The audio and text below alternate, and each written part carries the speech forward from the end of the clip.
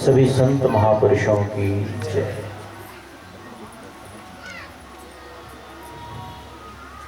ध्यान मूलम गुरोर्मूर्तिः, पूजा मूलम गुरो पदम, मंत्र मूलम गुरोर्वाक्यम, मोक्ष मूलम गुरो कृपा। गुरुर्देवो गुरुर्धर्मो, गुरुर्निष्ठा परं तपः, गुरुज्ञानात् परं नास्ति, तस्मै श्री गुरवे नमः। अखण्डमण्डलाकारं व्याप्तं येन चराचरं, तत्पदं दर्शितं येन तस्मै श्री गुरवे नमः। नमः सद्गुरुदेवाय, नमो मंगलरूपिणे, नमः सत्यस्वरूपाय कबीराय नमो नमः। अर्चनीय वंदनीय मधुमंगल में संत समाज, आप सभी धर्म प्रेमी, सदगुरु प्रेमी, भगवत प्रेमी, सत्संग प्रेमी, आत्मीय जिज्ञासुजनों, मुमुक्षुजनों,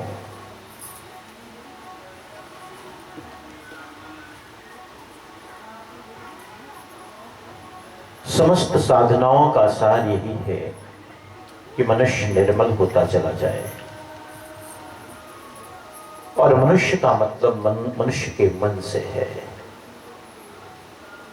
मननात् मनुष्य, मननशील होने के कारण ही हम मनुष्य कहलाते हैं। चिंतनशील, मननशील। और मननशील, चिंतनशील होना इस बात का प्रतीक है कि हम उचित अनुचित, कर्तव्य अकर्तव्य कर्मों का विवेक करें, चिंतन करें। जीवन में क्या हमारे लिए उपादेय है, उचित है, क्या योग्य है, उन कर्मों को हम अपनावें। और जहां से हमें दुख मिला, अशांति मिली, तनाव मिला, संताप मिला, पीड़ा मिली, विषाद मिला, ऐसे कर्मों से हम अपने को अलग रखें, ये विवेक है। ये विवेक है। इसीलिए सदगुरु के पास बैठो। संध्या पाठ हम रोज करते हैं, सबको करना चाहिए, कोई बनती है तो। संध्या पाठ क्यों करते हैं? 3 हमारे मन को निर्मल करने के 4 साधन बताए। नित्य कर्म, नैमित्तिक कर्म, काम्य कर्म, प्रायश्चित कर्म। तो नित्य कर्म क्या है? ये संध्या वंदन। नित्य कर्म का मतलब है प्रतिदिन हम अपने इष्ट से, अपने सद्गुरु से यह प्रार्थना करें, हे सद्गुरु, जाने में अनजाने में मुझसे भूल चूक हुई, उसके लिए मैं क्षमा प्रार्थी हूं। क्षमा प्रार्थी का मतलब क्या हुआ? क्षमा प्रार्थी का मतलब मैं उसके लिए, उन भूलों के लिए अपने को दोषी मानता हूं, जिम्मेदारी लेता हूं, उसका मुझे अफसोस है। और अफसोस है तो ये जरूर है कि वह कर्म मैं करना नहीं चाहता था, मुझसे हो गया। वह कर्म मैं चाहता नहीं था, लेकिन मुझसे हो गया। जाने में हो गया, अनजाने में तो हो ही गया हो। ये नित्य कर्म है, रोज का हिसाब। रोज सदगुरु के समक्ष हम बैठकर, उनकी तस्वीर के समक्ष बैठकर, पूजा गृह में बैठकर, एकांत शांत में बैठकर उनका ध्यान कर नित्य हम प्रार्थना करें, विनती करें। सुबह उठें तो सुबह की शुरुआत हमारी सदगुरु के वंदन से होना चाहिए। हे साहेब, हे सदगुरु, आज दिन अच्छा बीते, मेरे कर्म से, मेरे वचन से, मेरे मन से किसी को पीड़ा ना पहुंचे। ये होना चाहिए रोज। ये शुभ संकल्प है,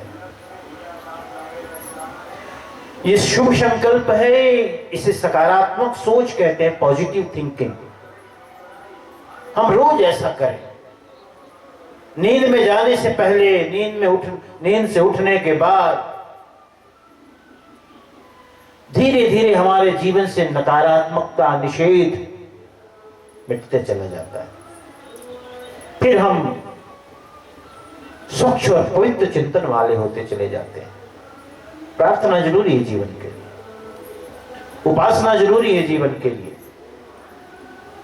संध्या पाठ में दया सागर प्रकरण के अंतर्गत क्या आता है? सदगुरु की अधिक महिमा ज्ञान कुंड नहाइए, और भ्रमित मन जब होय सुस्थिर बहुरी न भव जल आइए। गुरु साधु संत समाज मध्य, साधु संत की अधिक महिमा रहनी कुंड नहाइए। काम क्रोध विकार परिहरि बहुरी न भव जल आइए। दास तन की अधिक महिमा सेवा कुंड नहाइए, और प्रेम भक्ति प्रतिव्रत दृढ़ करी बहुरी न भव जल आइए। योगी जन की अधिक महिमा युक्ति कुंड नहाइए। चंद्र सूरज मन गगन थिर करी बहुरी न भव जल आइए। श्रोता वक्ता की अधिक महिमा विचार कुंड नहाइए, और सार शब्द निबेर लीजे बहुरी न भव जल आइए। अंतिम में ये तो और भी है। गुरु साधु संत समाज मध्य, और भक्ति मुक्ति दृढ़ाइए। सुरति करि सतलोक पहुँचे बहुरी न भव जल आइए। साहब कहते हैं, कहाँ जाते हो कुंडों में स्नान करने? कहीं राम कुंड है, कहीं जानकी कुंड है, कहीं ब्रह्म कुंड है, कहीं और कुछ है। कहां जाते हो भाई? ये कुंड में नहाओ। सदगुरु तुम्हारे घर आए तो सदगुरु ज्ञान के कुंड में नहाओ। ज्ञान के कुंड में नहाने से तुम्हारा मन धुलेगा। गंगा में स्नान करो तो तन धुलेगा। मन को धोना जरूरी है। शरीर से ज्यादा मन का धुलना जरूरी है, क्योंकि जैसा मन होगा वैसे ही तुम्हारा चिंतन होगा, विचार होगा। जैसा मन होगा वैसे ही तुम्हारा व्यवहार होगा। मन जरूरी है धुलना। जो आप सोचते हो वही व्यवहार करते हो। कभी कभी हम कहते हैं नहीं, अरे मुंह से निकल गया जी, चाहता नहीं था कहने। ना, वैसे नहीं निकला, वो अचानक नहीं निकलता है, अंदर चल रहा है मन में। अंदर मन में चल रहा है तभी निकला वो कभी कदाचित की बात के अपवाद रूप अलग हो, लेकिन अगर निरंतर मन में वही चल रहा हो तो उसके अलावा और क्या निकले। लोग कहते हैं ना कि जीवन भर जो भी करो अंतिम समय में राम का नाम ले लो, सब ठीक हो जाएगा। लेकिन मुख से राम का नाम यूं ही निकल जाएगा? नहीं निकलता। बहुत कठिन है ये कि जीवन भर तुम काम काम काम काम काम और अंतिम में राम कैसे निकले। आदत पड़ी है काम की तो काम ही मुख से निकलेगा, राम नहीं निकल सकता। और जिनके मुख से राम निकलता है तो समझ लेना उनके जीवन की साधना है, उन्होंने राम को साधा है तब निकला, ऐसे थोड़ी निकलता है। इतना सहज नहीं है, इतना सरल नहीं है। एक कहानी सुनाता हूं मैं। एक सेठ मरने को था, बहुत पैसा था उसके पास, 2-3 बेटे बहुएं बच्चे नाती पोते सब। मरने लगा, बिस्तर में पड़ा था, सब आ गए, बहू आ गई, बेटे आ गए, पत्नी आ गई। अब बोल भी नहीं पा रहा था, लेकिन 2 ही बात बोल रहा था, 2 ही शब्द बोल पा रहा था किसी तरह, बाबा झा झा। बेटों ने तो समझा कि पिताजी लगता है कहीं माल वाल छुपाए। बाबा माने बक्सा समझा उन लोगों ने, झा झा माने झाड़ समझा।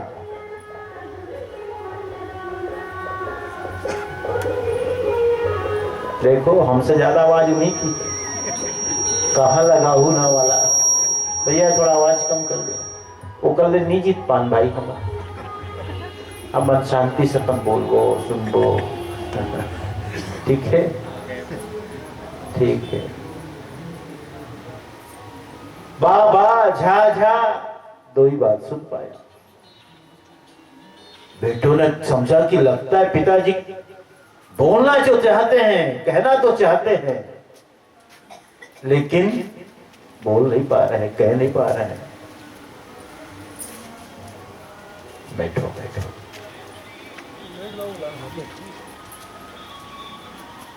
बेटों ने डॉक्टर को बुलाया कि अरे कम से कम 2 लाइन बोल तो ले, कहना क्या चाहता है समझ में तो आ जाए। बैठो। अब बाघ का क्या मतलब है?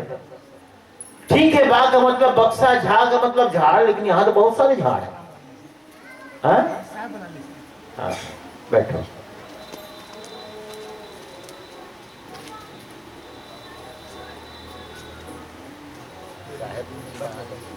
अच्छा अच्छा, चुनाव वही, अच्छा कोई नहीं, बैठो बैठो। समय हो थोड़ा दो भी, यहाँ तो समय लगेगा, बाकी आशीर्वाद है हमारा।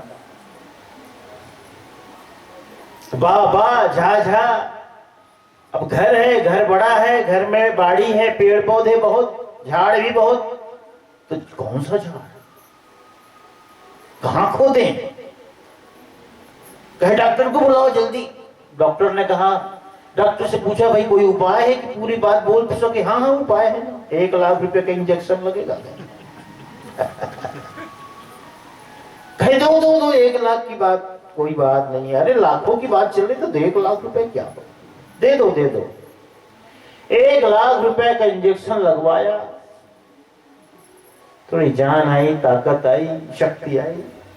उसने कहा पिताजी क्या कहना चाहते हो, बोलो उसको पूरा। उसने कहा अरे मूर्खों, मैं क्या बोलना चाहूंगा, मैं ये कह रहा था वो बछड़ा है, झाड़ू चबा रहा है। वो बछड़ा है तब से झाड़ू चबा रहा है, उसको हटाओ, खींचो, पूरा झाड़ू का जाएगा, पूरी झाड़ू। तो पिताजी आप बाबा झा झा का मतलब बछड़ा और झाड़ू था? हाँ हाँ वही तो था। सबने सिर पे हाथ रख लिया। 1 लाख रुपया का इंजेक्शन, खोदा पहाड़ निकला चूहिया। इतना खर्चा किए, 1 लाख का इंजेक्शन। और बाबा और झाझा का मतलब था कि बछड़ा झाड़ू चबा रहा है। तो भैया जो जिंदगी भर जो गुनते रहोगे, जपते रहोगे, वही ना मुंह में अंतिम में आएगा, और क्या दूसरा आएगा? वही तो आएगा, और क्या आएगा? ठीक है, तो लोग कहते हैं कि अंतिम समय में राम का नाम ले लो, गंगा स्नान कर लो, तीर्थ व्रत कर लो, तो ऐसा हो जाएगा, वैसा हो जाएगा। देखो ठीक है, गंगा में स्नान करना कोई बुराई नहीं है। हाँ, गंगा में जाओ। अरे जाते हो, काशी जाते हो तो गंगा स्नान करने चले गए तो कौन सी बुराई। आश्रम में रह के जाते हैं, हम तो कहते हैं जाओ गंगा जी दर्शन कराओ, विश्वनाथ जी का दर्शन कराओ। लेकिन कई बार ये भूल भी लोग कर जाते हैं हमारे कबीरपंथी। सब घूम लिए माता लोग, हाँ, और पिता लोग सब घूम लिए साहब, कुछ नहीं बाचिस नहीं साहब, सब घुमा। अब लहरतारा देखे इसके लिए कई कते करके साहब। अब लहरतारा छूट जाए तुमसे कबीरपंथी होगा, बड़ा सोचनीय लगता। साहब के धाम में आए, काशी आए और लहरतारा ही छूट गया। सब घूम लियो, लहरतारा छूट गया। तो कैसे करें साहब, अब तो गाड़ी का टाइम हो गया, नहीं जाओ पहले घुमाओ, ज्यादा दूर थोड़े। कभी बाग आश्रम में रहते हैं, लहरतारा स्मारक 200 मीटर है वहां से, फल्लांग भर भी नहीं, नहीं जाओ घूमो। ऐसे भूल मत कर। अपना स्थान तो पहले होना चाहिए ना। यदि हम कबीरपंथी हैं तो हमारा प्रथम तीर्थ सदगुरु का प्राकृत धाम लहरतारा है, वहां पहले जाना चाहिए हमको, फिर बाकी धाम में जाओ। स्नान करने जाओ गंगा में तो ये सोच के मत जाओ कि सब बांध बूंद के लाए हैं वहीं से जीवन भर का, अब यही सब डाल देते हैं। गंगा में नहाओ मन धुल जाए, ऐसा नहीं। मन को धोने के लिए तो संतों का समागम, ज्ञान कुंड, ज्ञान के कुंड में नहाओ, यहां हो। और मन धोना जरूरी है। मन ना रंगाए रंगाए जोगी कपड़ा, साहब कहते अरे जोगी कपड़ा रंगाने से क्या होगा भैया, मन को रंगो। सदगुरु के नाम में, भगवान के नाम में मन को रंग डालो। तुमने रंगा भी तो रंग कुरंगे रंगिया तय किया और लगवा। तुमने संसार के भोग साधनों में, मोह में, ममता में, आसक्ति में, वासना में, चाहना में, कामना में, पद में, प्रतिष्ठा में मन को रंग दिया है। भेष बदलने से क्या होता है, मन को बदलो। भेष को नहीं बदलो, मन को बदलो। समस्त साधनाओं का सार यही मन पर, सारी साधना योग से लेकर ध्यान सब मन को साधने की प्रक्रिया है। सकत सदगुरु की अधिक महिमा, अरे ज्ञान कुंड नहाइए। और भ्रमित मन जब हो ये सुस्थिर, बहुरी न भव जल आइए। भ्रमित मन भटकता हुआ, घूमता हुआ, भ्रमण करता हुआ, जिसके अंदर संकल्प विकल्प उठ रहा है। मन सायर मन सा लहरी। मन यदि समंदर है तो उठने वाली तरंगे ही इच्छाएं हैं। इच्छाएं क्या है, मन में उठने वाली तरंगे, वही लहर है। और उस लहर में जानते हो कभी क्या होता है, वो लहर उठती है, वो कभी ऊपर भी उड़ती है, कभी नीचे भी जाती है। तो ये मन हमें कभी ऊपर भी उठा देता है, कभी नीचे भी डुबा देता है। कभी हर्ष में ऊपर उठते हैं, कभी शोक में नीचे जाते हैं। कभी लाभ हुआ तो ऊपर और हानि हुई तो नीचे, मान हुआ तो ऊपर, अपमान हुआ तो नीचे। यही मन का स्वभाव है। मनसायर मनसालय बूढ़े बहुवचे, कहे कबीर ते बाजी है, जाके हृदय विवेक। जिसके अंदर विवेक होगा वही बचेगा। वो जान जाता है यार ये तो मन का स्वभाव है, मन के चक्कर में नहीं पड़ना है। ये बहुत सब्जबाग भी दिखाता है भैया, हाँ सब्जबाग बहुत दिखाता है, लेकिन हम जाके देख चुके हैं सार नहीं है। विवेक आ गया, विवेक जगता है संतों के समाज में, संतों के पास बैठ कर। भ्रमित मन जब हो ये सुस्थिर, ये मन भटकता रहता है, मन भटकता है विषयों में, भोगों में, कामनाओं में, आसक्तियों में, चाहनाओं में। मन कितना नहीं भटकता। मन भटकना बंद हो गया, रुक गया। भटकता कब तक है, जब तक उसके अंदर चाह है। चाह, इस चाहना को पूर्ण विराम लग जाए चाह बहुत प्रकार की है ना। और मन यही है, मन की एक चाहना पूरी करो तो 10 पैदा होती है वहां से, और ललचाता है, और आगे बढ़ो तो और ललचाता है। भगवान श्री रामचंद्र जी स्वर्ण मृग के पीछे भागते चले गए। ऐसे ही है चाहना है, और सुंदर लगता है, और आकर्षक लगता है, हम उसके पीछे भागने लगते हैं। ये बहुत बढ़िया, बहुत सुंदर, अति सुंदर, आकर्षण में पड़ जाते हैं और भटकते रहते हैं। ऐसा नहीं कि धन की जीवन में आवश्यकता नहीं है, आवश्यकता।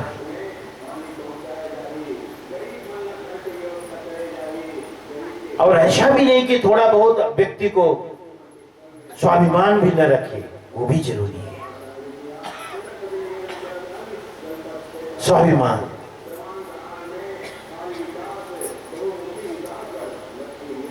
स्वाभिमान थोड़ा होना भी चाहिए।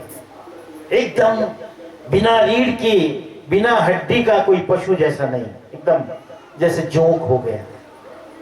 जीवन ऐसा नहीं होना चाहिए, कुछ तो रखना भी पड़ता है। ऐसा नहीं कि जहां देखे और वहीं झुक गए बस। नहीं, स्वभाव हम लोगों का संस्कार है ये। जहां देखा कोई पत्थर है और उसको बस वो रंग वंग दिया है गुलाल गुलाल से, बस वहां झुक गए, बस झुक गए। विवेक करो। ये झुकाव बहुत अच्छा नहीं है कि कोई बहुत बड़े धार्मिक हुआ, ये आदतन है, हैबिचुअल है। ये कोई विवेक से झुका हुआ, झुकना नहीं हुआ। विवेक से झुकने का मतलब जब झुक गए तो बस झुक गए, फिर बदलाहट ना हो। और जो बिना विवेक के झुकता है उसके जीवन में बदलाहट आ जाती है। विदेश के लोग जल्दी सन्यासी नहीं बनते हैं, लेकिन सन्यासी बन गए तो पूरा बन जाते हैं, लौटते नहीं वापस। पहले तो उसके अंदर हम रहता है ना। इसलिए धर्म के मार्ग में जाने के लिए भी पौरुष चाहिए। एकदम लुंज पुंज आदमी की जरूरत नहीं, नपुंसकता नहीं, पौरुष चाहिए। पौरुष होना चाहिए, संकल्प शक्ति दृढ़ हो, जिसका दृढ़ संकल्प शक्ति वाला हो, संयमी हो, नियमी हो, वो व्यक्ति धर्म के मार्ग में चल सकता है। सबके बस की बात नहीं। अभी यही बात कह रहे थे ना हमारे संत जी टुकेश्वर के, कामी क्रोधी लालची इनसे भक्ति न हो। भक्ति कोई सहज बात थोड़ी, ये भी शूरवीरों का काम है। संध्या पाठ करते तो क्या कहते हैं, लगन कठिन मेरे भाई गुरु से, लगन कठिन मेरे भाई, लगन कठिन मेरे भाई गुरु से, लगन कठिन मेरे भाई। लेकिन लगन लगे बिनु काजन सरी है, लेकिन लगन लगाए बिना काज भी सरता नहीं, कार्य पूरा नहीं होता, सफलता नहीं मिलती, सिद्ध नहीं होता। लगन की जरूरत है, लेकिन वो लगन कैसी हो, जैसे शूरवीर, जैसे सती। टूक टूक होए गिरधरनी पर, खेत छोड़े नहीं जाई गुरु से, लगन कठिन मेरे भाई। इसलिए मैंने कहा ना, भक्ति भी शूरवीरों का काम है। थोड़े किस कष्ट आए और छोड़ के भाग गए। तितिक्षा की जरूरत, तितिक्षा जिसके जीवन में हो। इसलिए सदगुरु कबीर साहब धर्मदास साहब को कहते हैं, तुम अधिकारी हो धर्मदास, क्योंकि तुम्हारे अंदर तितिक्षा भी है। शम दम तितिक्षा, उपरति, ईश्वर प्रणिधान आदि जो षट संपत्ति है वो तुम्हारे अंदर है। तुम अधिकारी हो। तो तितिक्षा का मतलब है विपरीत परिस्थितियों में भी अपने को संयम बनाए रखना। आश्रम जाओ, सुबह से चाय नहीं मिली तो कैसे जी नहाए नहीं अभी तक? साहेब थोड़ी चाय भाई मिल जाती तो नहाऊंगा। घर में आदत है मैं चाय पीता हूं तो नहाता हूं। चाय नहीं मिली तो मूड पिराने लगा। प्रतीक्षा। अब आश्रम में तो 2 ही टाइम भोजन मिलता है, बीच में तो बिल्कुल खाली खाली, तो कैसे करोगे? वहां मन के तो 3 गांव खाए का आदत है साहब, 4 गांव खाए की आदत है, तो आश्रम में थोड़े मिलेगा। आश्रम तो आश्रम है, नियम संयम है ना। अब कहोगे कि हम आश्रम में रहेंगे और ये सब नहीं सहेंगे तो कैसे रह पाओगे बताओ? आश्रम में रहना है तो नियम संयम का पालन करना पड़ेगा। धर्म का मार्ग, अध्यात्म का मार्ग संयम से भरा है। भ्रमित मन जब हो सुस्थिर, भ्रमित मन भटकता हुआ मन स्थिर हो जाता है। ज्ञान के कुंड में स्नान करना।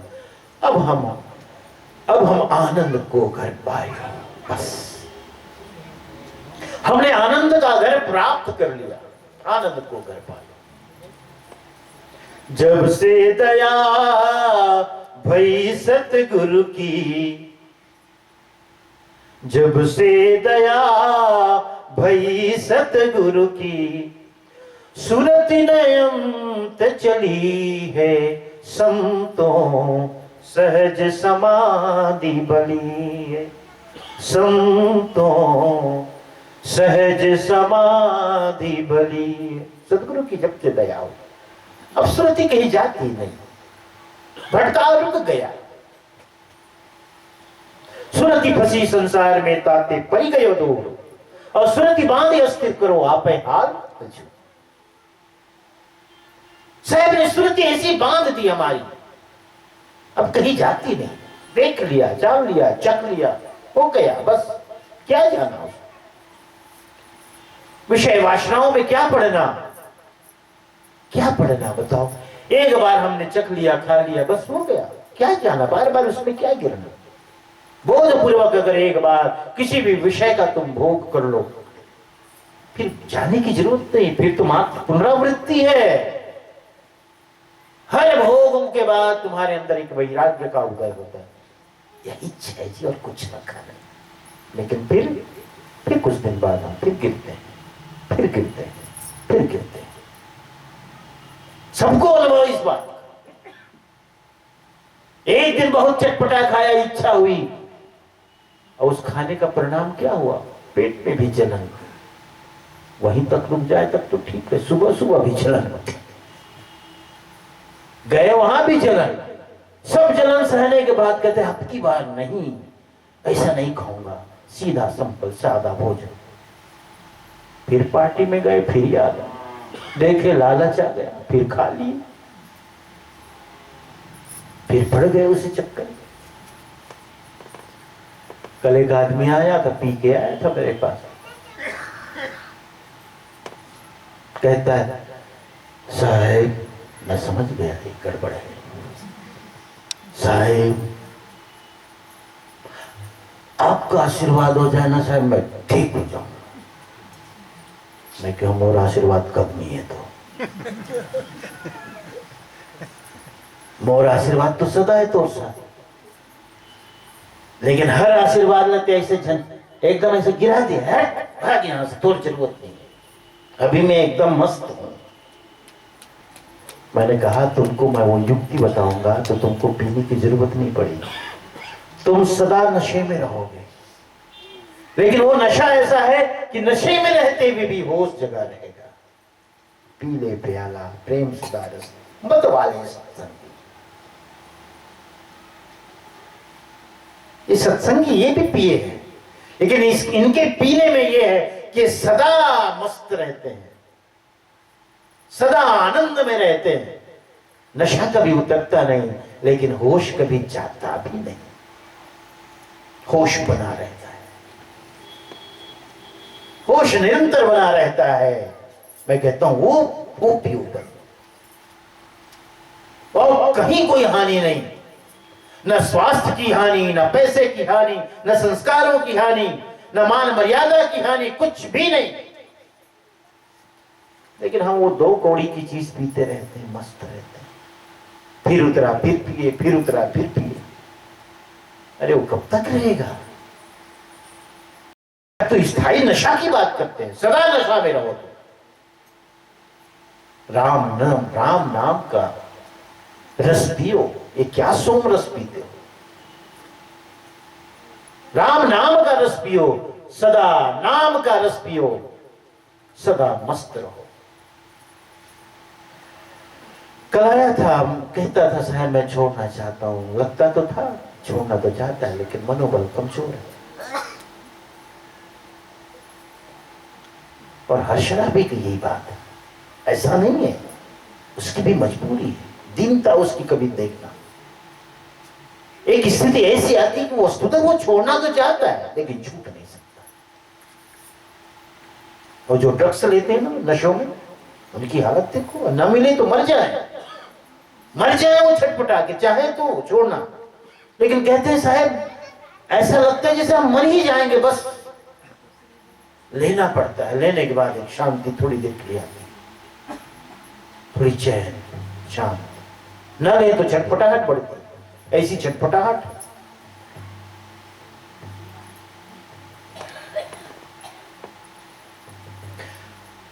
साहब कहते हैं भ्रमित मन जब हो ये सुस्थिर बहुरी न भव जल आइए। ये भटकता हुआ भ्रमित, भ्रम में पड़ा हुआ, भ्रमित मतलब भ्रम में पड़ा हुआ, दोनों बात। भटकता हुआ भी होता है, भ्रम मैंने भटकता, भ्रमण करके आ रहे नहीं बोलते, घूम फिर के आ रहे। और भ्रम का मतलब होता है संशय भी। संशय का मतलब क्या हुआ? संशय का मतलब है दुविधा, ये सही कि ये सही, ये सही कि ये सही, बस निर्णय नहीं कर पाते। हम सोचते हैं कि सच्चा सुख यही है, लेकिन वहां नहीं है सच्चा सुख। हर सुख के पीछे दुख छुपा हुआ है। हर गोली में ऊपर से शक्कर लपेटी गई है बस खाने के लिए, ताकि खाते समय तुम्हें कड़वा न लगे। और तुम कहीं चॉकलेट की तरह उसको मुंह में लेके चूसने लगो तो धीरे धीरे समझ में आ जाएगा फिर। और डॉक्टर से जाके बोलोगे कि तो बहुत कड़वी, अरे तो भाई चूसने के लिए थोड़ी उसको है, वो तो बस खाने भर के लिए है। खाते समय तुम्हारा स्वाद, मुंह का स्वाद ना बिगड़े, इसीलिए उसमें शक्कर लपेटी गई है। अब तुम शक्कर का स्वाद लेने लग गए तो नीचे तो कड़वापन है। विषय भोग इसी तरह के है संसार के, हर एक में जाओ दुख छुपा हुआ। खुजली होती पीठ में तो कैसा लगता है? माता लोग कहती बेटा नाती को बुला, अरे देख तो पीठ का खजवा। और उसका मन तो है ना, पीठ खजवाने लगा। कहां परदाई कहीं मिल गए धोखे से, तो उसको ऐसा नाक चलाता है, उसको जाना है खेलने। फिर वही माँ कहती है, वही दादी कहती है, अरे दुष्ट कहेंगे, पहले तो बने लागत से, अब ते लगते नक लगड़ा दे, अब जलन होते वहां पर। यही तो स्वभाव है विषयों का। खुजली जैसे शुरू में लगती तो अच्छा लगता है, आ बहुत सुंदर, वही आ फिर आहा में बदल जाता है। विषय वासना इसी तरह है। यही शरीर है मनुष्य का, भ्रम यही है। हम सुख के केंद्र को खोजते हैं, स्रोत को जाते हैं खोजने, लेकिन स्रोत, उस स्रोत के पीछे एक दुख का स्रोत भी जुड़ा हुआ है, वो हमें पता नहीं रहता, वो हमें पता नहीं। यही जो मन भटक जाता है, भ्रम में पड़ जाता है, उसी को सदगुरु कहते हैं कि ज्ञान के कुंड में यदि तुमने नहा लिया तो तुम्हारे पास एक्सरे दृष्टि आ जाती है। एक्सरे दृष्टि, कभी कभी अपना एक्सरे देखना, डर जाओगे। अरे ऐसा हूं मैं। कहीं छाती वाती के एक्सरे देखो, छाती के एक्सरे देखो तब भी समझ जाओ। अब मुख का देख लो तो सिर्फ मुंह हाँ ऐसा दिखता है। मुख का एक्सरे देखे हो कभी? ये नाक इतनी अच्छी लग रही ना, यहां तक है, ये तो मांस है तब अच्छी लग रही है, ये तो यहीं से है बस, खत्म। अपना एक्सरे कहीं देख लिए मुख का तो कहोगे कि तो भूत है, डॉक्टर कहेगा यही तुम हो। साहब कहते यही एक्सरे दृष्टि गुरु देते, एकदम असलियत, यही है तुम्हारा स्वरूप, यही तुम हो, यही तुम हो। एक फकीर गया राजा के पास, संत गया, कहे कि मेरे पात्र को भर दो, पात्र को मेरा भर दो। राजा ने कहा कि पात्र तुम्हारा छोटा सा पात्र क्यों ना भर सकेगा, कहे भर दो। राजा ने कहा कि मंत्री से बोला कि इनका इंतजाम करो, हमारे द्वार में आया है और अधूरा ना जाए, ऐसा न कहे जाकर के राजा होकर के भी हमारे पात्र को पूरा न कर सका, इनका पात्र भर दिया जाए। सारे राजकोष खोल दिए गए और उनके पात्र को भरने लगे, भरा ही नहीं। राजा ने हाथ जोड़ लिया, ये कैसा पात्र है तुम्हारा, भरता क्यों नहीं,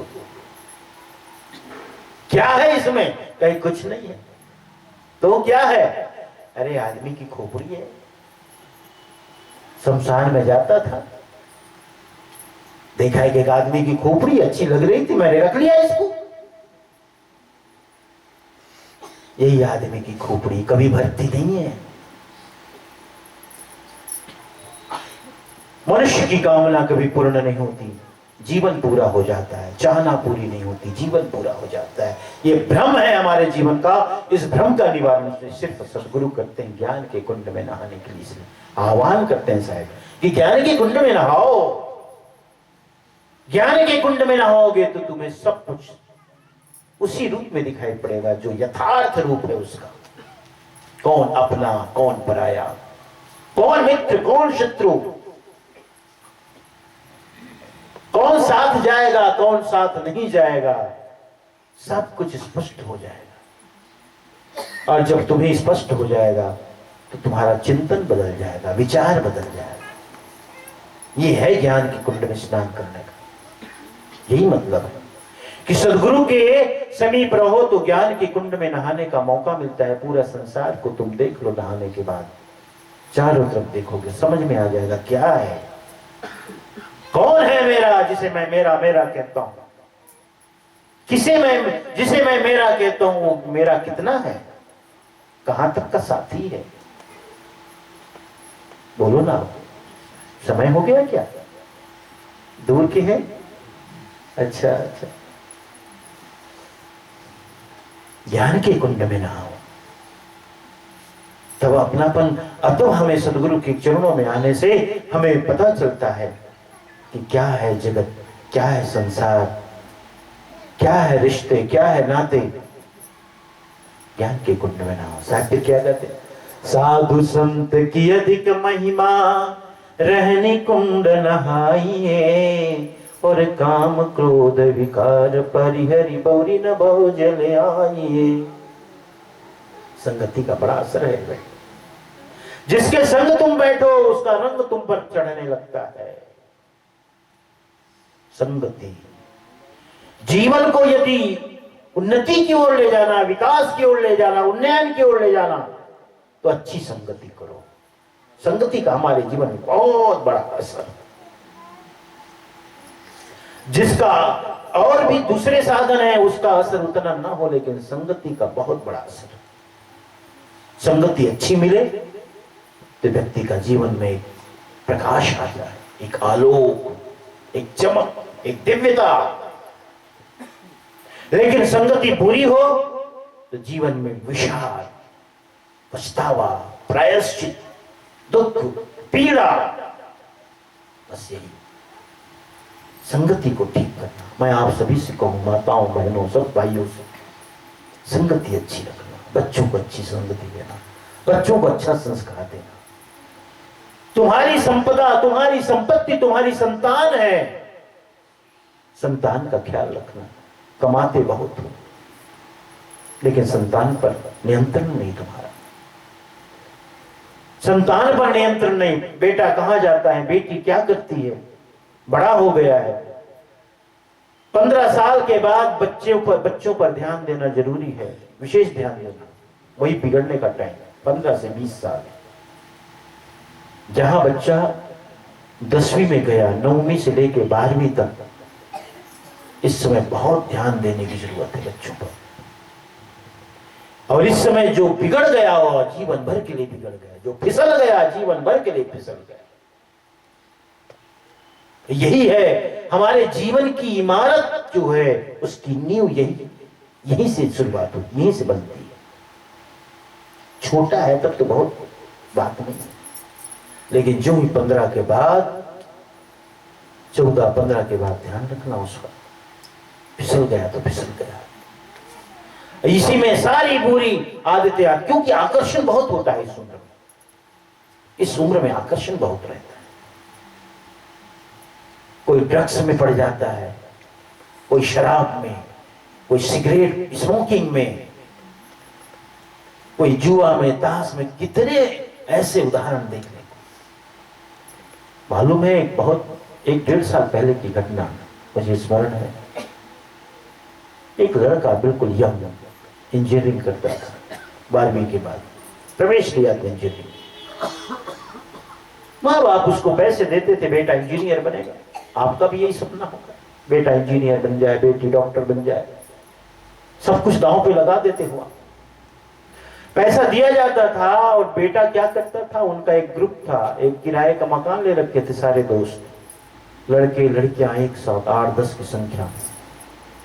और उस किराए के मकान में सब लोग ऐश करते थे, शराब पीते, स्मोकिंग करते, सब करते। माता पिता ने जब देखा तो मना किया, बेटा आजकल तुम्हारी आदत में कुछ फर्क दिखाई पड़ता है, तुम्हारा आना जाना समय से नहीं हो रहा है, कहां जाते हो, क्या करते हो। रोका टोका गया। माँ बाप का स्वभाव, ये तो धर्म है ना, ये तो कर्तव्य है उनका। लेकिन जवान होता बेटा था, उसे बुरा लगा। ये रोक टोक उसे अच्छी नहीं लगी। ये सच्ची घटना है, बता 1 साल 1.5 साल पहले की बात है। क्या किया जानते, कितना बड़ा दुस्साहस किया उसने। एक दिन तय कर लिया उसने, पूरे YouTube को खंगाल डाला कि किसको कैसे मारना होता है। सारी युक्ति उसने निकाली। यदि किसी की जान लेनी है तो उसकी क्या क्या तरकीबें हैं, कैसी किसी की जान ली जा सकती है। और फिर उसने एक दिन तय कर लिया, आज मम्मी पापा और सबको, पापा पर तो ज्यादा ही था उनका गुस्सा। पापा को पहले उसने चाकू से घोंप डाला सोते समय, मम्मी को भी। बहन किसी और कमरे में सोई थी, जब चिल्लाहट चिल्लपों की आवाज आई, वो भी दौड़ती हुई आई, उसे भी मार डाला। छोटी थी, 13-14 साल की। उससे पूछा गया, तुमने ऐसा क्यों किया? क्योंकि मम्मी पापा मुझे रोकते थे, इसलिए मैंने ऐसे कर दिया। लेकिन एक बात वो कहता था, छोटी बहन को मारने का मेरा इरादा नहीं था। जब मैं छोटी बहन को मारा तो मुझे बहुत पछतावा हुआ, लेकिन मुझे मारना पड़ा। सोचो, इतने जघन्य अपराध हम कर जाते हैं। संभालने की जरूरत है, बच्चों पर निगाह रखने की जरूरत है। बिल्कुल नजर रखो, उन्हें दोस्त की तरह, मित्र की तरह समझाओ, बेटा ये बुरा है, ये बड़ा खिंचाव है, इसमें आकर्षण बहुत है इसमें। और याद रखो, आज तुम्हें जो आकर्षित करता है, तुम कल काबिल हो जाओगे तो तुम्हारे कदमों में आएंगे, तुम्हारे कदमों में। आज तू मेहनत कर ले, आज तू श्रम कर ले, आज मैं परिश्रम कर ले, आज तू त्याग कर ले, आज तू तपस्या कर ले, फिर बाकी पूरा जीवन सुखमय व्यतीत होगा। लेकिन यदि तुम 4 या 5 साल तुम सुख के पीछे पड़ा तो पूरा जीवन दुखपूर्ण हो जाएगा। समझाने की जरूरत है। संगति, इसलिए संगति, अच्छी संगति। अरे गंगा देखो, तुम्हारे गांव का नाला, नाले का पानी, बताओ, नाला का पानी कहने से ही लगता है कि बहुत गंदा, सब कुछ है उसमें, लेकिन वही नाला का पानी, नाला जाता है किसमें? नाली का पानी नाला में जाता है। नाला को क्या बोलते हैं इधर? छोटी नरवा। नरवा।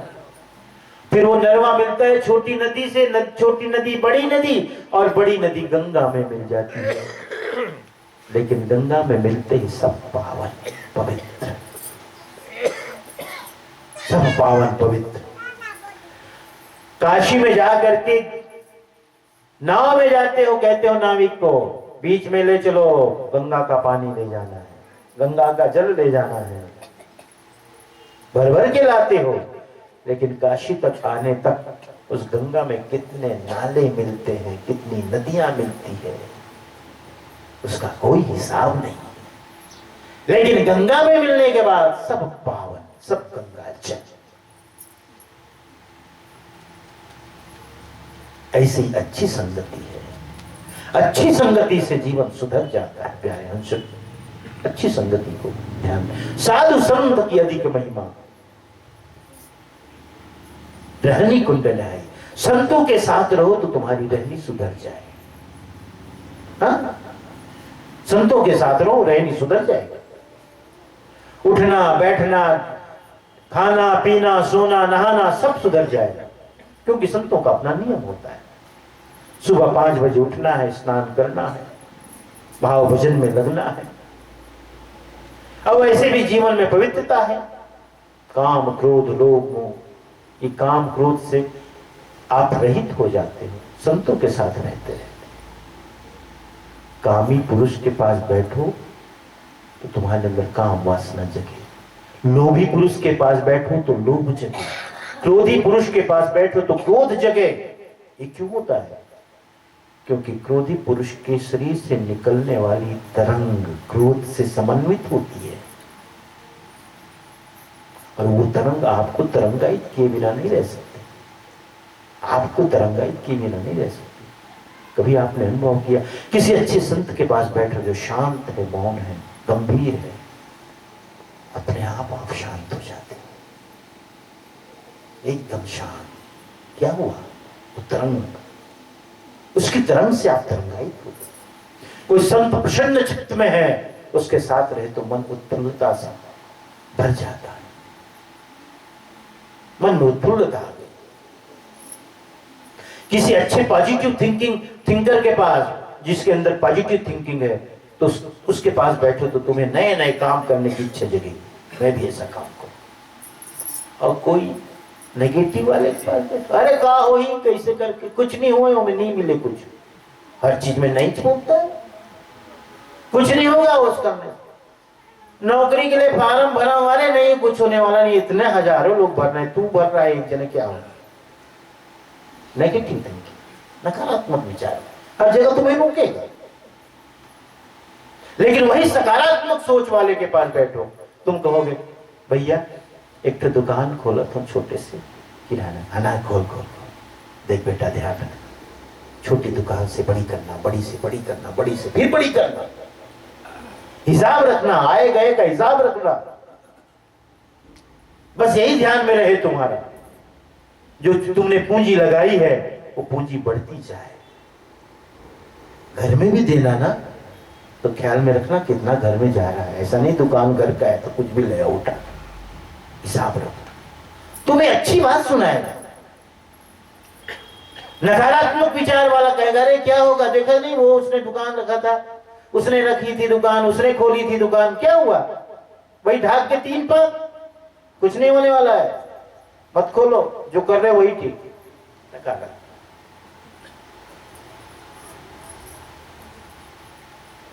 मना करेगा वो। सकारात्मक विचार वाले के पास बैठो, अच्छे विचार वाले, सुविचार, अच्छे चिंतन वाले पास बैठो, तुम्हारा अलग विचार, अलग ही एक प्रभाव पड़ेगा। ये है सानिध्य संगति का असर। संतों के पास बैठो, अलग ही विचार।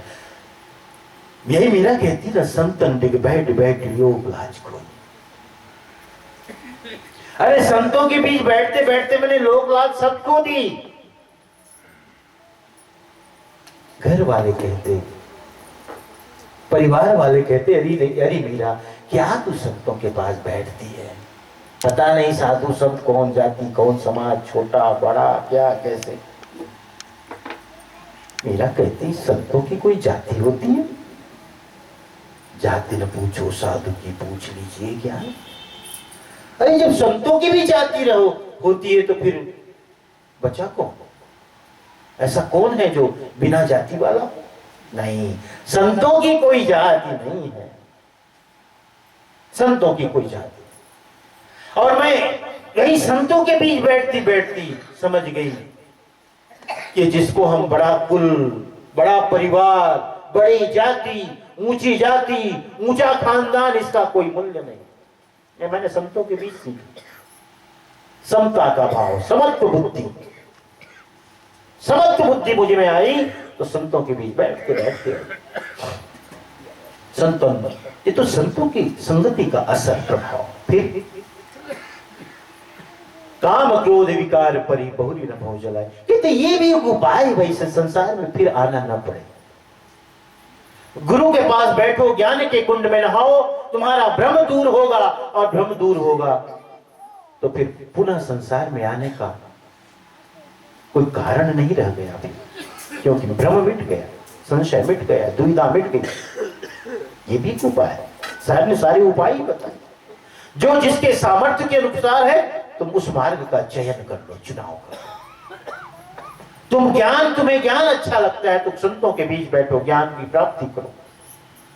तुम्हें रहने में अगर तुम्हारा रस है, झुकाव है, तो संतों के साथ बैठो, रहनी सीखो, अभ्यास सीखो।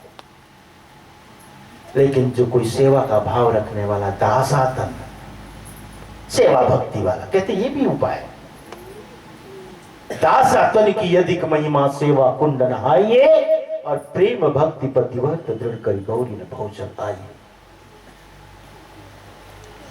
जो भक्ति, जिसे भक्ति अच्छी लगती है, भक्ति में जीवन अच्छा लगता है, जो भक्ति में जीना चाहता है, यहां भी उपाय है। बस ये उपाय यही है कि एक निष्ठ भाव से भक्ति करो, बदलते मत रहो, कभी यहां कभी वहां कभी वहां नहीं। जब तुमने एक की भक्ति चुन ली तो बस एक की भक्ति करो,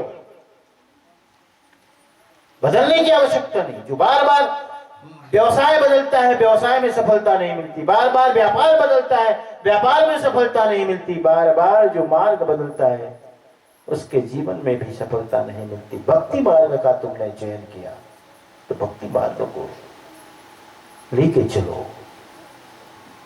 सदगुरु की दासातन की अधिक महिमा, सेवा कुंड नहाई, सेवा कुंड, हमेशा संतों का की सेवा करो। आए गए संतों की सेवा, सेवा का मतलब सेवा धर्मम, धर्मो परम गहनो योगी नाम अप्यगम्य। ये परम गहना है, आभूषण है सेवा। सेवा को धारण करो जीवन। सेवा से हमारा अहंकार मिटता है, अहंकार दूर होता है। जिसके अंदर अहंकार हो, अभिमान हो, तो उपाय है सेवा करो। जानते नहीं, अमृतसर में वहां सजा ही दी जाती है।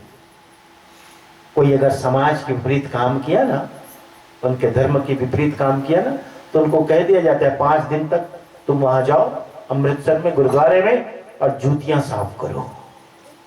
जूतियां साफ करते हैं, जूते साफ करते हैं। अहंकार तुम्हारा मिटे, जूते साफ करो। तुमने मान रखा है मैं बहुत बड़ा, नहीं। हमारे कबीर पंथ में चरणामृत का है रिवाज। ये क्या है? ये तुम्हारे अहंकार को गलाने मिटाने का उपाय है। चरणामृत और थोड़ी कुछ है। चरणामृत का मतलब है तुम्हारी पात्रता का निर्धारण। तुम्हारे अंदर पात्रता है कि नहीं? गुरु चरणामृत दे करके, तुम्हारे हाथ में दे करके वो निगरानी भी करता है कि तुम किस भाव से पी रहे हो। अगर तुमने पान कर लिया तो समझ लेना तुम्हारा अहंकार मिट गया, गल गया। और तुमने इधर उधर फेंक दिया, जतर कतर फेंक दिया, तो नहीं भाव है। होता भी है, होता है, लोग करते हैं ऐसे।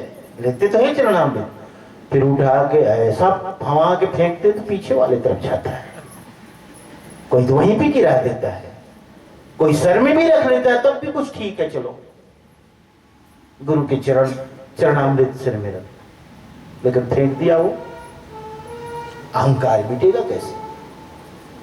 डॉक्टर ने दवाई दी, मां कहती बेटा ये देखो ये दवाई है, अभी एक खुराक अभी खा लो, अब तुम चालबाजी करो, हाँ ला ला ला, खा नहीं रहे हो, कुछ और कर रहे हो, कहीं फेंक दे रहे हो, कहीं बिस्तर में छुपा दे रहे हो, अब रोग कैसे ठीक होगा, कैसे दूर होगा भाई? चरणामृत तुम्हारे अहंकार रूपी कैंसर को गलाने की सबसे बड़ी औषधि है। ये कैंसर की गांठ है अभिमान, अहंकार, ये गलेगा कैसे? कीमोथेरेपी है ये क्या बोलते हैं, चरणामृत गलाता है। चरणामृत का पान करो, जिसने चरणामृत का पान किया तो समझ लो उसका अहंकार मिटेगा, गलेगा, जल्दी ही गलेगा। दास तन की अधिक महिमा सेवा कुंड नहाइए, प्रेम भक्ति पतिव्रत दृढ़ करी बहु न भव चलाइए। पतिव्रता नारी की तरह अपने भक्ति में अडिग रहो। कबीर पंथी आप हो तो कबीर पंथ के नियमों का पालन करो, कबीर पंथी बनो, कबीर मत बनो। कभी रहा कभी नहीं रहा, हम लोग तो कभी रहा है साहब, तो उससे पता चलता है भाव, कभी रहा और कभी नहीं भी रहा। हा? नहीं, जिस मार्ग को यदि तुमने चयन कर लिया, सदगुरु के मार्ग को तुमने चुना, तुम्हारे सामने एक ऑप्शन दिया, ऊपर एक विकल्प दिया, जबरदस्ती नहीं बनाया गया था। फिर कबीर पंथ में आए, कबीर पंथ में आए तो गुरुदेव ने कहा देख भाई, एक शर्त है, एक नियम है, एक प्रतीक है। क्या? कि तो आज के बाद तुम सब छोड़ दोगे ना, सब छोड़ना पड़ेगा तुम्हें, यही उपाय है और कोई उपाय नहीं है। तुम सब खाते पीते रहो और दवाई भी खाते रहो, तो परहेज नहीं करोगे तो फिर दवाई काम नहीं करेगी। शर्त यही है कि तुम्हें सब छोड़ना पड़ेगा, और तब सब छोड़ने के लिए ये तिनका तोड़ना पड़ेगा, ये प्रतीक है उसका। जा आज के बाद फेंक दिया तोड़ के, नहीं करो साहब, खत्म। ये तिनका यही है। आज के बाद जो मेरी मान्यता, मेरे सिद्धांत, जो देवी देवता भूत भवानी पूजा, ये बलि, जितनी भी चीजें सब छोड़ दिया साहब, बस तिनका तोड़ दो। तो एक तरफ तिनका तोड़ना, दूसरी तरफ सदगुरु से नाता जोड़ना। और जब सदगुरु से नाता जोड़ा, अब फिर भी वहीं जुड़ाव बना है जगह जगह, तो फिर तिनका क्यों तोड़वाया? वो तो जुड़ा ही हुआ है अभी भी। कभी घर में नहीं कहते हो, अरे वो ढाल के कनेक्शन ला काट दे भाई, ये ढाल ला दे देता, ये ढाल ला काटे तो ढाल बंद रहना चाहिए ना, अब वो ढाल जलत है, वो ढाल जलत है, एक का मतलब कनेक्शन नहीं करते, संबंध विच्छेद कर दो, संबंध को तोड़ दो। या वही संबंध को तोड़ना किसी का अपमान नहीं। एक हमारे शिष्य कहते हैं साहेब, हम लोग बड़े पहले देवता थे साहेब, त्रिशूल सब रखा हुआ था उसके घर में, लेकिन आपकी शरण में आए, अब कैसे करें साहेब? क्योंकि लोग डराते हैं ना, तुम देवता धामी को नहीं मानोगे तो तुम्हारे देवता तुमको परेशान करेंगे, सपना में आएंगे, ऐसा होगा, तुम्हारे बाल बच्चे रोग राई। अब बेचारा डर जाता है। मैं कहता हूं भाई, ऐसा देवता को क्यों मानना जो एकदम बदला लेने के लिए तैयार, मेरे को कोई नहीं मानते, जब ये कोई देवता है जी, तुम मेरे को क्यों नहीं मानते हो? ये तो दबंगई हो गई, दादागिरी हो गई। देवता नहीं जैसे कोई दादा हो गया। हमारे सदगुरु को भी बहुत लोग छोड़ के चले गए, साहब बदला लेने जाते हैं। हमारे साहब को छोड़ के कोई पाल बाबा, आल बाबा, कहां कहां बाबा लोग हम चले जाते हैं। कोई साहब जाते हैं क्या कभी? अरे तुम कैसा दिए, मेरे को छोड़ दिए, अब तेरे को मैं कष्ट दूंगा? नहीं, छोड़ दे तो छोड़ दिए। मैंने कहा ऐसा करो,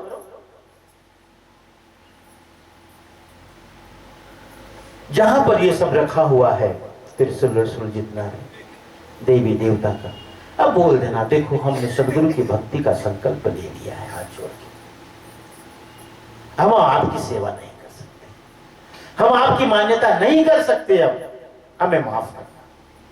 हमने सदगुरु से नाता जोड़ लिया, इसलिए दूसरे और सबसे नाता तोड़ लिया है बस। और जाकर के जहां उनका स्थान हो गांव में, वहां जाकर रख देना प्रेम से सम्मान के साथ। हाँ साहब ठीक कहते हैं, हाँ यही उपाय है। तुम मुझे फेंकना नहीं, अनादर के भाव से, घृणा के भाव से, नफरत से, उपेक्षा से, हटो भागो यहां से, ऐसा नहीं। तुमने अभी तक माना है, सम्मान के साथ उसे उस जगह में ले जाके छोड़ दे और कह देना बस हम अब आपकी सेवा नहीं कर सकते, ठीक। सबसे संबंध तोड़ने का प्रतीक है तिनका।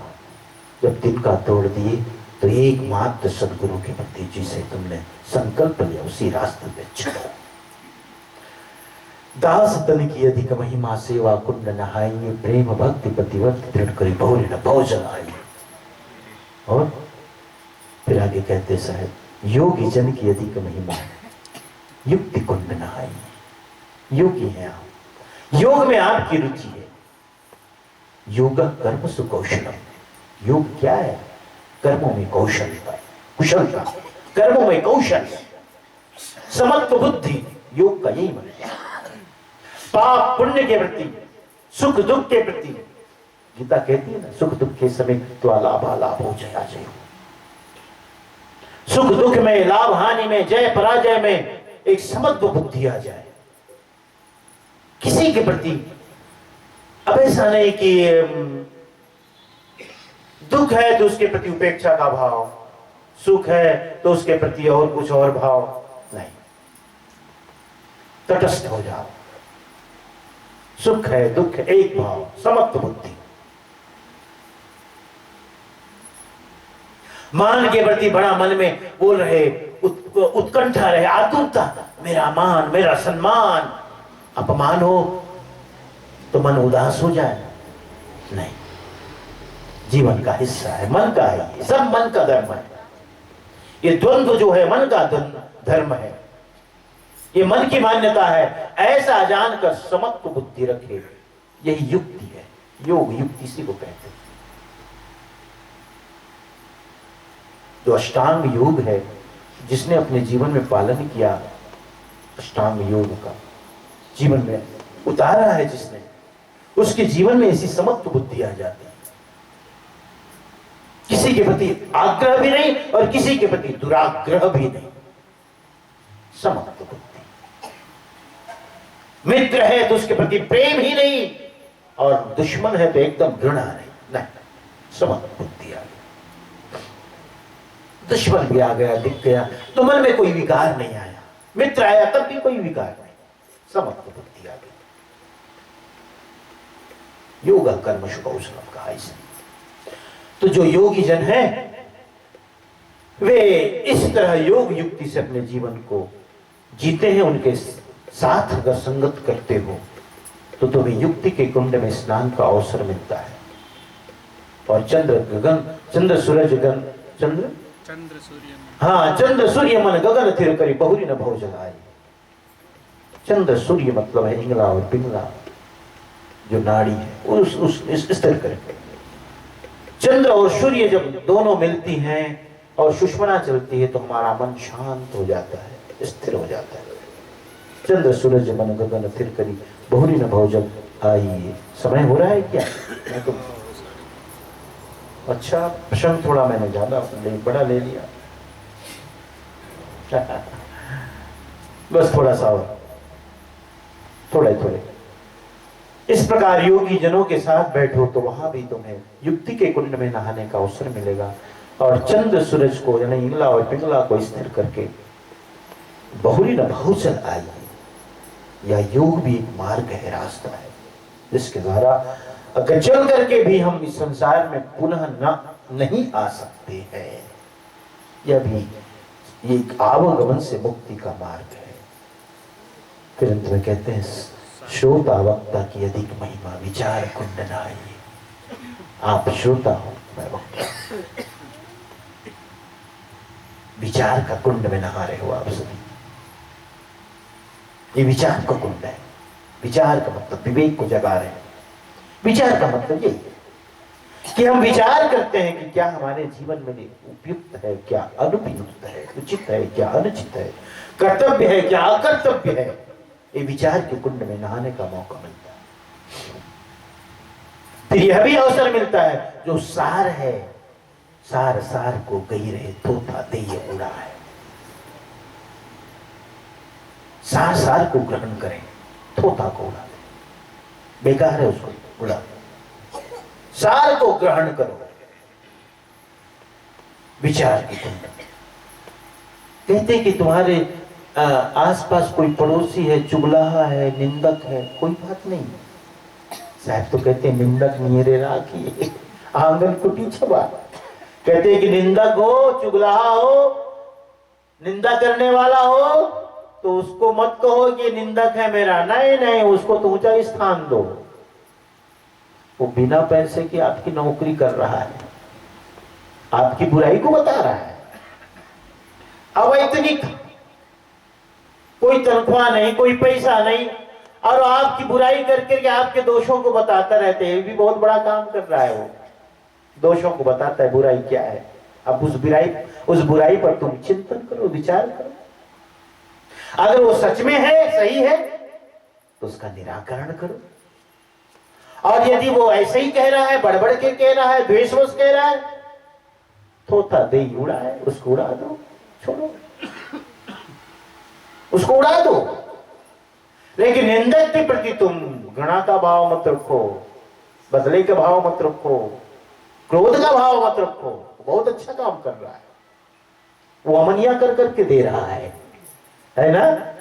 अमनिया नहीं जरूरी, जैसे हम कबीरपंथियों हर चीज को अमनिया करते हैं। पहले अमनिया करता है, अब वो अमनिया किया है, उसको आप एक बार और अमनिया कर। अगर ठीक से नहीं भी किया है तो आधा काम तो कर ही दिया। उस पर तुम चिंतन विचार कर लो। विचार ऐसे ही श्रोता वक्ता की अधिक महिमा। जब श्रोता बनकर आप सुन रहे हो तो सुनो और विचार करो। गुरु उपदेश कर रहे हैं, संत उपदेश कर रहे हैं, उन उपदेशों को सुनते जाओ और सुनते सुनते अंदर चिंतन और मनन भी चलता रहे। इसलिए मैं हमेशा कहता हूं, सत्संग क्या है? सत्संग एक ऐसा है जैसे ये दीवारें जो बनी है, जैसे चारों तरफ दीवारों में कांच लगा हुआ है। कोई मंदिर ऐसा होता है, जाओ तो कांच का मंदिर, जिधर देखो तुम्हें दिखाई पड़ते।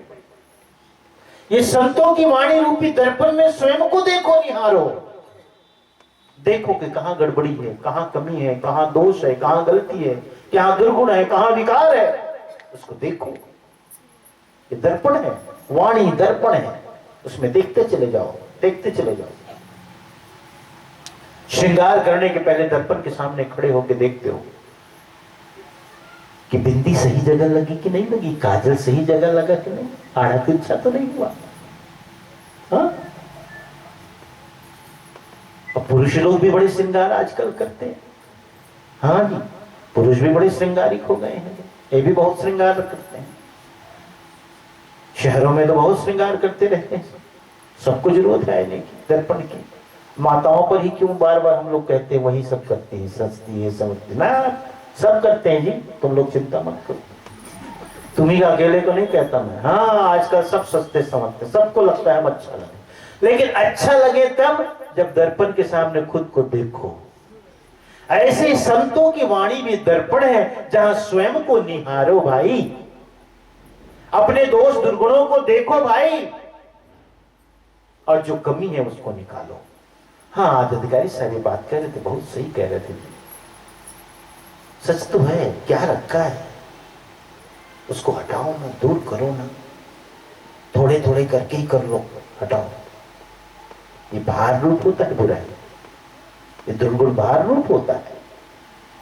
ये बाहर को लेके कहां तक ढोते रहोगे, इसको हटाओ। प्यारे हंसजनों, तो श्रोता वक्ता की अधिक महिमा विचार कुंड नहाई, सार शब्द निबेर लीजिए बहुरी न बहु जलाई। सदगुरु कबीर साहब ने धर्मदास साहब को सार शब्द का उपदेश किया। ऐसे ही सत्संग में बैठते रहो, संतों के बीच बैठते रहो, गुरु के बीच बैठते रहोगे तो सार शब्द का परिचय मिल जाएगा। फिर वो सार शब्द वही हमारे लिए परवाना बन जाता है, पान परवाना।